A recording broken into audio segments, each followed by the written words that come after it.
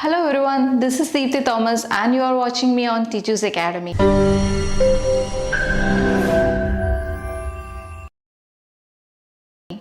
OET Writing regular ആയിട്ട് use ചെയ്യുന്ന ഒരു വാക്കാണ് കണ്ടിന്യൂയിങ് കെയർ എന്നുള്ളത്. പല കുട്ടികളും ഇൻട്രൊഡക്ഷനിൽ കണ്ടിന്യൂയിങ് കെയർ എഴുതി കഴിഞ്ഞാൽ അത് ഡിസ്ചാർജ് പ്ലാൻ വരുമ്പോഴത്തേന് റീഫ്രേസ് ചെയ്ത് കണ്ടിന്യൂസ് കെയർ എന്ന് എഴുതാറുണ്ട്. എന്നാൽ എത്ര പേർക്കറിയാം ഇത് തമ്മിൽ ഡിഫറൻസ് ഉണ്ടെന്ന്? അതായത് കണ്ടിന്യൂയിങ് കെയർ എഴുതുന്ന സ്ഥാനത്ത് കണ്ടിന്യൂസ് കെയർ എന്ന് എഴുതാൻ പറ്റില്ല എന്ന് പലർക്കും അറിയത്തില്ല. കണ്ടിന്യൂയിങ് കെയർ എന്ന വാക്കുകൊണ്ട് ഉദ്ദേശിക്കുന്നത് നമ്മളിപ്പോൾ ഒരു സ്ഥലത്ത് നിന്നും ഒരു പേഷ്യൻറ്റിനെ മറ്റൊരു സ്ഥലത്തോട്ട് വിടുകയാണ് ഒരു പർട്ടിക്കുലർ കെയറിന് വേണ്ടി.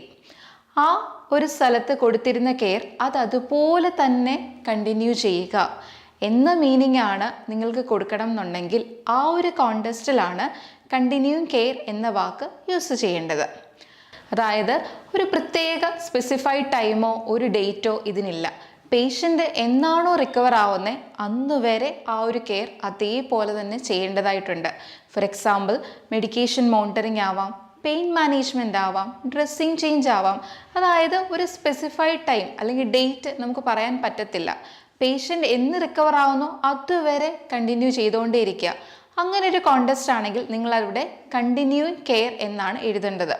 ഇനിയും നിങ്ങൾക്കിതിനെ റീഫ്രേസ് ചെയ്യണമെങ്കിൽ മറ്റൊരു വാക്ക് പറയാം, ongoing care. Okay, continuing care അല്ലെങ്കിൽ ഓൺഗോയിങ് കെയർ എന്ന് പറയുന്നത് സെയിം മീനിങ് ആണ്. എന്നാൽ പല കുട്ടികളും കൺഫ്യൂസ് ആവുന്നത് കണ്ടിന്യൂസ് കെയർ ആണ്. അതായത് കണ്ടിന്യൂസ് എന്ന വാക്ക് നമ്മൾ യൂസ് ചെയ്യുന്നത് ഫോർ എക്സാമ്പിൾ ഒരു ഹോസ്പിറ്റൽ സെറ്റിംഗ് എടുക്കുക, അവിടെ ഒരു പേഷ്യൻ്റ് അഡ്മിറ്റായി. ആ ഒരു സാഹചര്യമാണെങ്കിൽ എങ്ങനെയാണ്?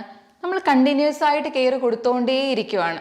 ആ ഒരു കേസിലാണ് കണ്ടിന്യൂസ് കെയർ, അതായത് 24 hours കെയർ കൊടുക്കുകയാണ് എന്നൊരു കോണ്ടെക്സ്റ്റ് നിങ്ങളുടെ ലെറ്ററിൽ വരുവാണെങ്കിൽ മാത്രമേ നിങ്ങൾ കണ്ടിന്യൂസ് കെയർ എന്ന് എഴുതാൻ പാടുള്ളൂ. എന്നാൽ നമ്മളുടെ OET റൈറ്റിങ്ങിൽ സ്റ്റാൻഡേർഡ് ആയിട്ട് നമ്മൾ യൂസ് ചെയ്തുകൊണ്ടിരിക്കുന്നത് കണ്ടിന്യൂയിങ് കെയർ അല്ലെങ്കിൽ ഓൺഗോയിങ് കെയർ ആണ്. ഇനി നിങ്ങൾ റൈറ്റിംഗ് എഴുതുന്ന സമയത്ത് ഈ ഒരു ചെറിയ ടിപ്പ് മറക്കരുത്. ചെറിയൊരു വാക്കായിട്ട് നിങ്ങൾക്ക് തോന്നാം, പക്ഷേ നിങ്ങളുടെ കോണ്ടെക്സ്റ്റ് അല്ലെങ്കിൽ ആ ഒരു സെൻറ്റൻസിൻ്റെ ഫുൾ മീനിങ് മാറ്റാൻ ഈ ഒരു വാക്കിന് കഴിയും. സോ ഓർത്ത് വെക്കുക, നിങ്ങളുടെ OET റൈറ്റിങ്ങിൽ വേണ്ടത് ഏതാണ്? കണ്ടിന്യൂയിങ് കെയർ അല്ലെങ്കിൽ ഓൺഗോയിങ് കെയർ. Thank you.